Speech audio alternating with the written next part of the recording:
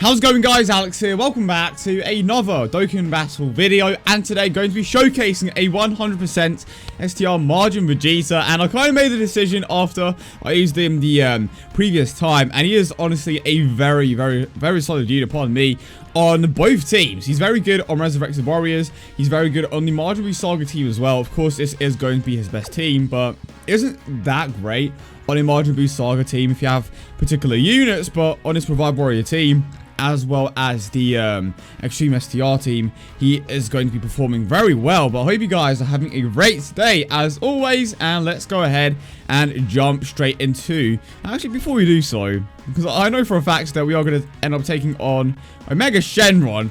That's going to go, and I'm going to grab the Senzu Beans just so that I can keep certain units in rotation with each other, because of course Omega Shenron does lock particular units in their place. And one rotation that I want to get together is the Majin Vegeta and the Super Saiyan 2 Bardock, because they actually link up very well. They both have Super Saiyan, and both have Saiyan Pride, which is a surprisingly, I mean, not necessarily surprising, but like, it's a link that you wouldn't expect to be good on this team.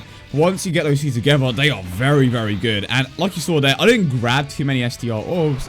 And of course, if you aren't familiar with what he does, he changes agility type orbs into STR orbs. And per STR orb obtained, he gets a 12% attack and defensive increase. And he also greatly raises his attack with his super attack mechanic. Now, once the Bard comes back around, he is going to give the Majin Vegeta an attack increase on top of the Saiyan Pride link, which makes for a very good rotation. Granted there, and right there, you're seeing him play right now, the super attack mechanic of his attack set went up by around 100k, which is dope, of course.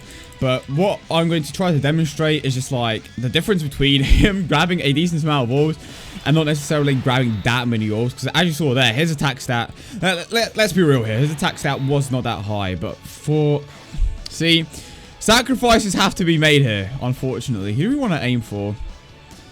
I feel like the Goku just has more health generally, so, and yeah, just for good measure, there. And I can go with this. So we have a somewhat decent amount of agility type orbs there, and of course we get super attacks right off the bat. But don't you just, oh, okay, we got a dodge. Okay, that's not something that you see that frequently, and hopefully this is going to do a nice amount of damage. Okay, so it did take him out, perfect. And now we have the super attack with the Boo. I mean, it's not going to do that much damage, but even in a tiny amount, it is going to help. And this should be enough to take care of the Vegeta here. Oh, wow, did I eat my words? Wow, did I eat my words? But you know what? We have the lineup that we wanted. We have a decent amount of agility type, or STR type orbs now, I should say. And attack stat is over 100k now. Let's grab these. What attack? So 259k, defense is at 74,000. Not bad. Okay, that is what I'd like to see. But the question is, how hard is he gonna hit? Probably not that hard, just considering that we do have a tight disadvantage, and let's get gets a crit, of course. But 368k, the attack stat was so damn high there. And one thing that I actually want to try to activate is the Kid Buu passive. Because if I can get the Kid Buu passive in that other rotation, that is going to be pretty overpowered, because the Buu gives a massive attack increase. Unfortunately, no super attack here though. The amount of STR orbs we have isn't that high, but you know what? It is what it is. It could be worse. It could definitely be worse. Now we get a super attack. Oh, okay, no super attacking Frieza. So we should be able to tank this, hopefully. And wow, look at that. That double-digit damage. Okay, I will take it. 100k. Alright, now we have the other rotation. And Boo's passive is still active. He's going to come back around eventually. But we are going to raise the attack and defense of the Majin Vegeta here. And we are going to pull off the super attack with the Bardock as well. Okay, this is going great. Going better than I thought it would. And look at that. Double-digit tanking as well. That is my boy Majin Vegeta. To be fair, like, he is now one of my favorite units in the game. I don't know what it is, but they just did such a good job with this card. Because generally, when they release like these quote-unquote filler cards, they tend to be pretty bad, right? But they did a very good job with this Majin Vegeta. I'm pleasantly surprised. The Goku, to be honest, isn't necessarily that great in my eyes. But this Majin Vegeta is sick. But I think that mostly comes down to the fact that villains just generally aren't that good unless they are like a particular character or a god lead. So it kind of just caught me off guard. And I'm happy it caught me off guard because, like I said, he is very good. Now, Golden Frieza gonna most likely take care of things here. There we go, 1 million. And if I'm not mistaken, the Extreme Z Awakening for the Kid Gohan should be coming soon. I don't know if Golden Frieza is going to be required again. I'm not too sure, but because I believe it was the Revive Warrior team that he needed to take on the... What was it? Super Saiyan 2 Goku? I think, not Super Saiyan 2 Goku, the Super Saiyan 3 Goku Extreme Z Awakening event. I'm going to assume that you are going to need it again, because the medals that they showed were the... What do you call it? Were the Super Saiyan 3 Goku Extreme Z Awakening medals. Okay. Oh dear. That did way too much damage there. I was expecting... I mean, to be fair, 93,000 isn't so bad, considering that he's a villain.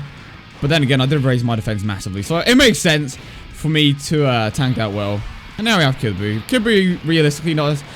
I mean, if he does get Extreme Z Awakening, he isn't going to be, like, hitting that hard or anything, but the support passive... Just think about that support passive if he receives an Extreme Z Awakening. That would be absolutely insane.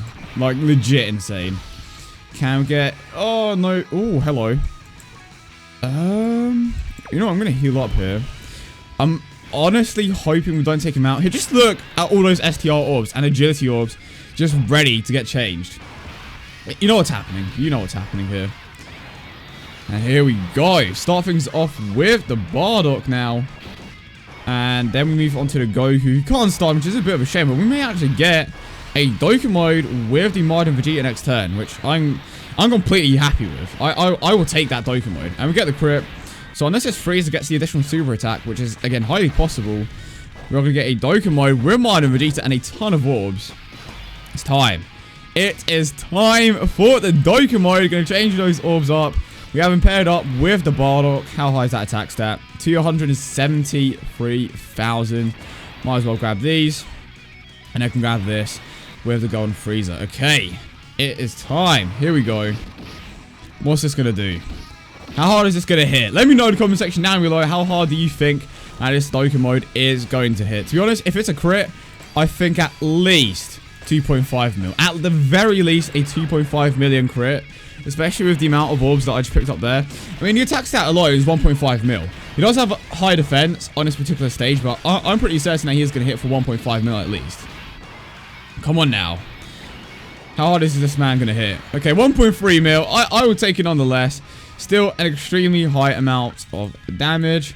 Now I can move on to the next turn. And generally, I'm not that big of a fan of Nukas, but he's just so damn good. And now we actually have a time advantage here, so it will demonstrate how good he actually is. So let's go. Here we go. Pardon me.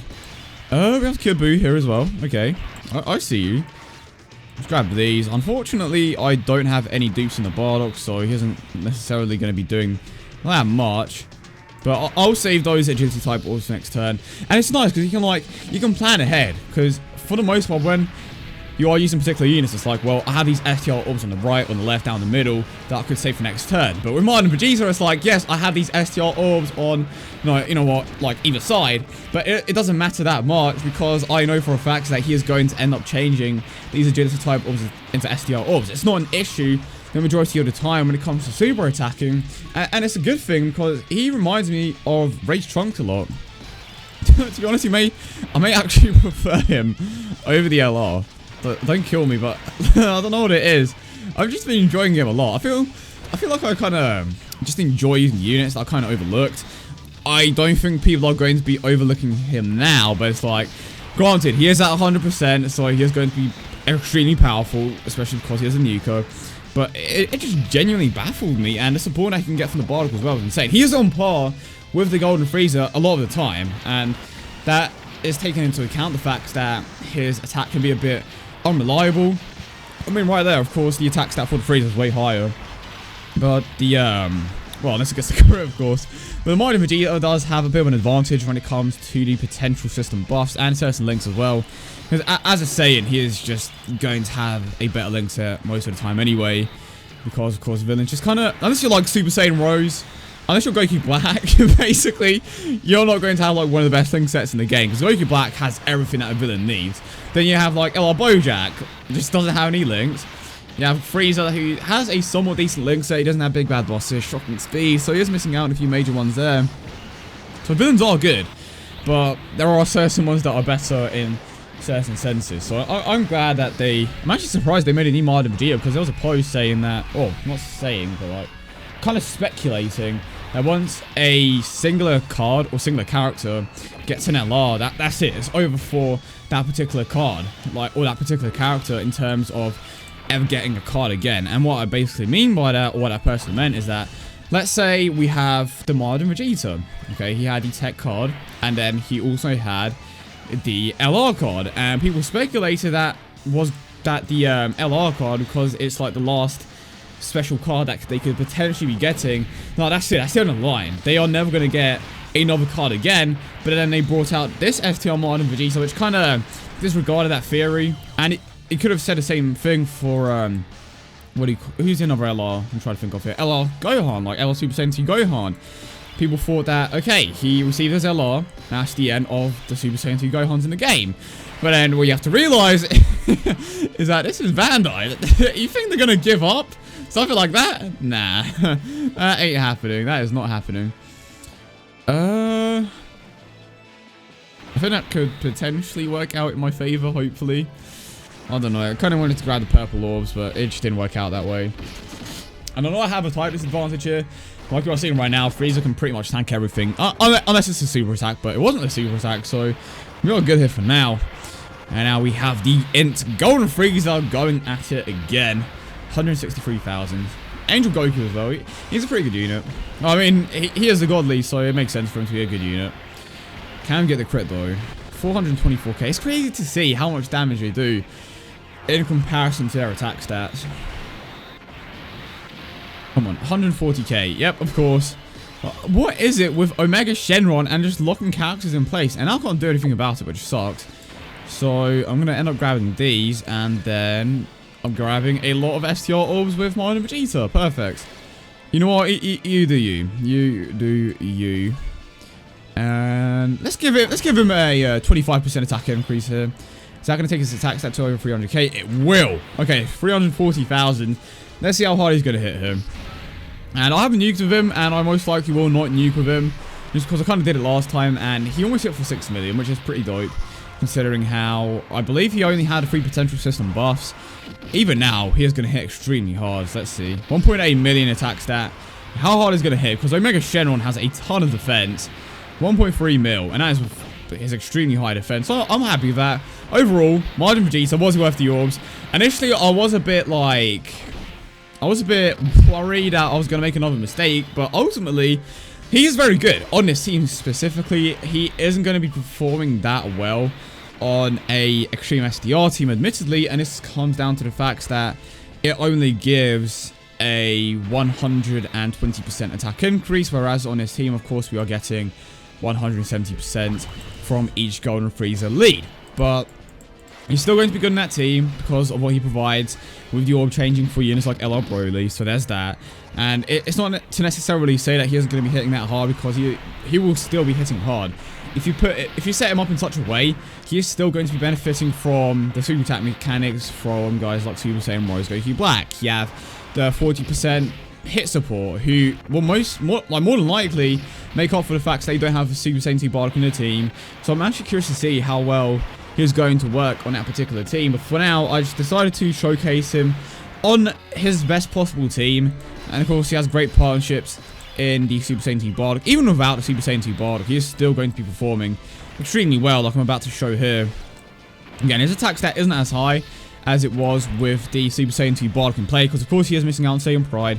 He isn't getting that attack increase, but his attack stat is still over 1 million. So that comes down to the fact that he is just an incredible orb changer, and he raises his attack with every single super attack. But I hope you guys did enjoy the video as always, and if you did, don't forget to leave a like and subscribe for more. Let me know your thoughts in the comment section down below about this STR Super Saiyan 2 Majin Vegeta. I think it's an absolutely incredible unit that you should consider putting on your Extreme STR team, as well as the Revive Warrior.